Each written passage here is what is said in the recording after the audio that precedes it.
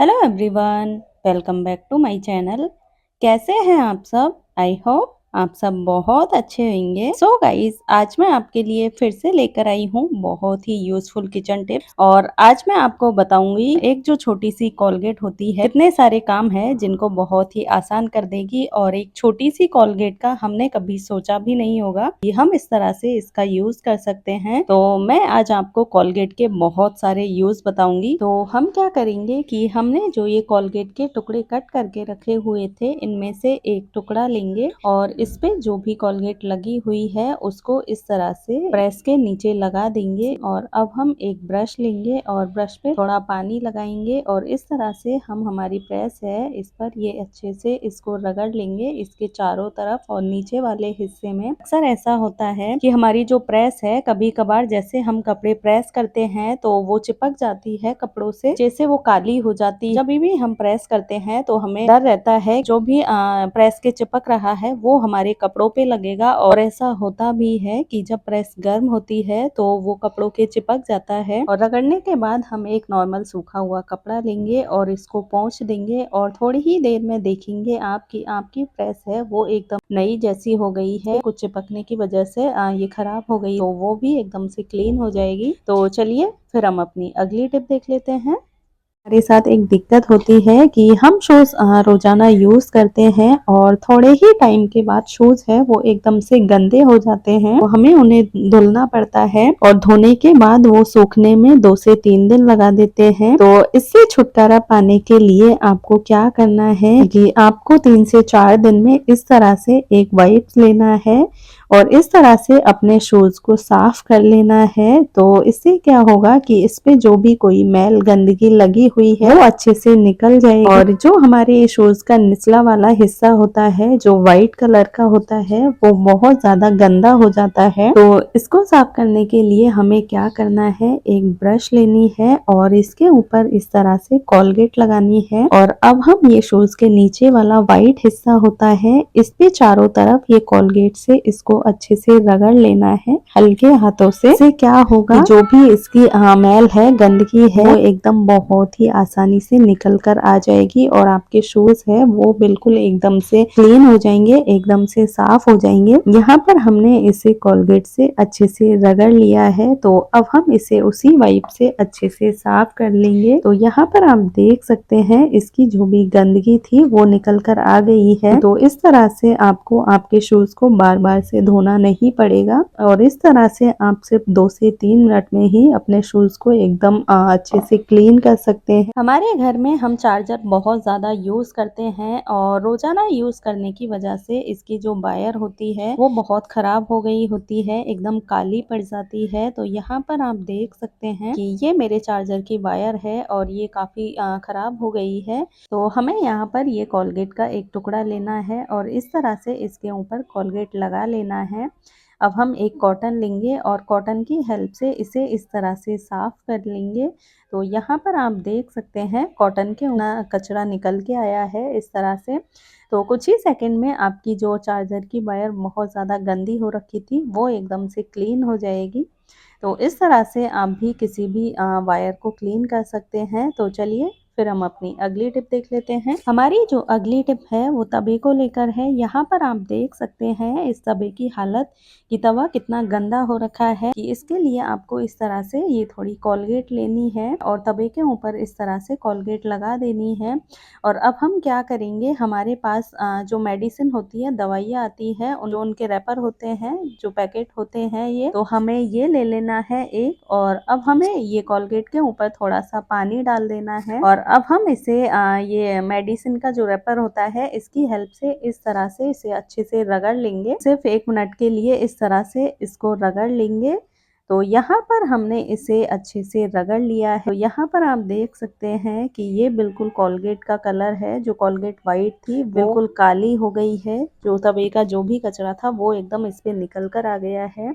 और अब मैं इसे आपको क्लीन करके दिखा देती हूँ। तो यहाँ पर आप देख सकते हैं कि 1 मिनट पहले तवे की क्या हालत हो रखी थी और 1 मिनट के बाद ही जो तवा है हमारा वो एकदम अच्छे से क्लीन हो गया है। तो इस तरह से आप भी, आपका चाहे कितना ही गंदा तवा हो, उसको एकदम 1 मिनट में ही अच्छे से क्लीन कर सकते हैं। तो चलिए फिर हम अपनी अगली टिप देख लेते हैं। हम सभी के पास इस तरह से फ़ोन का कवर होता है और उस पर गंदे हाथ लगने से और काफ़ी टाइम तक हम उसे साफ़ नहीं करते हैं तो इस तरह के उस पे दाग या धब्बे बन जाते हैं जो देखने में बहुत ही गंदे लगते हैं। तो इसके लिए आपको इस तरह से ये कोलगेट लेनी है और इस तरह से इसके ऊपर अच्छे से लगा लेनी है। तो अब हम एक कपड़ा लेंगे और उसकी हेल्प से इस तरह से इसको रगड़ लेंगे चारों तरफ अच्छे से और आप देखेंगे कि एक ही सेकंड में आपका जो फ़ोन का कवर है वो एकदम से क्लीन हो जाएगा।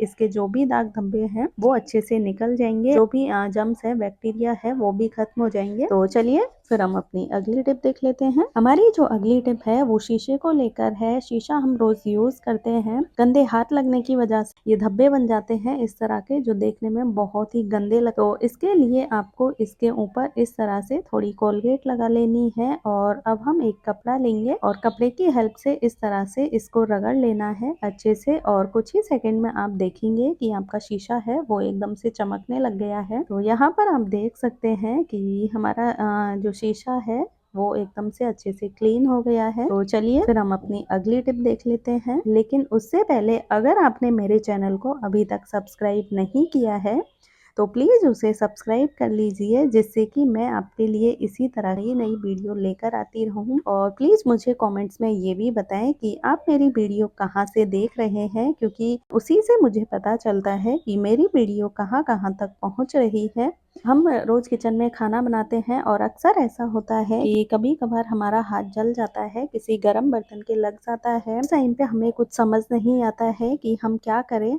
तो इसके लिए आपको क्या करना है कि थोड़ी कोलगेट लेनी है और जहाँ भी आपका हाथ जला हुआ है वहां पर इस तरह से लगा लेनी है, जिससे क्या होगा आपके जले हुए हिस्से पर आपको जलन भी नहीं होगी और जो जलने के बाद फफोले बन जाते हैं तो वो बिल्कुल भी नहीं बनेंगे। तो चलिए फिर हम अपनी अगली टिप देख लेते हैं। यहाँ पर आप देख सकते हैं हमारी कढ़ाई की हालत कि ये किस तरह से गंदी हो रखी है, एकदम काली हो रखी है। तो इसके लिए आपको क्या करना है कि इस तरह से थोड़ा कोलगेट लेना है और ये कढ़ाई के ऊपर डाल देना है और अब हम इस तरह से एक फॉइल पेपर का टुकड़ा लेंगे और इसमें थोड़ा सा पानी डाल देंगे और इस तरह से ये जो फॉइल पेपर है उससे इसको कढ़ाई को अच्छे से रगड़ लेंगे। तो यहाँ पर आप देख सकते हैं कि कढ़ाई को हमने अच्छे से रगड़ लिया है और यहाँ पर ये कोलगेट का कलर है ये पहले से काफ़ी चेंज हो गया है। तो अब मैं इसे आपको क्लीन करके दिखा देती हूँ। तो यहाँ पर आप देख सकते हैं कि हमारी कढ़ाई है वो एकदम से क्लीन हो गई है, नए जैसे चमकने लग गई है। तो चलिए फिर हम अपनी अगली टिप देख लेते हैं। हमारी जो अगली टिप है वो शर्ट को लेकर है। हम शर्ट रोज ऑफिस वगैरह में पहन के जाते हैं और शर्ट की जो कॉलर होती है वो बहुत जल्दी गंदी होने लग जाती है। नॉर्मली वाइट शर्ट होती है उसकी कॉलर एक दिन में ही बहुत ज्यादा गंदी हो जाती है। इसके लिए आपको क्या करना है कि एक ब्रश लेना है और ब्रश के ऊपर इस तरह से थोड़ी कोलगेट लेनी है और अब हमें इसे ये शर्ट है इसकी कॉलर पर अच्छे से रगड़ लेना है। तो यहाँ पर हमने इसे अच्छे से कॉलर के ऊपर रगड़ लिया है और बस हमें इसे अब एक साफ कपड़े से क्लीन कर देना है। वो एकदम से क्लीन हो गई है। तो चलिए फिर हम अपनी अगली टिप देख लेते हैं। हमारे घर में इस तरह के स्विच बोर्ड होते हैं और हम उन्हें रेगुलर साफ नहीं करते हैं, जिसकी वजह से क्या होता है कि वो बहुत ज़्यादा गंदे हो जाते हैं और देखने में बिल्कुल भी अच्छे नहीं लगते हैं।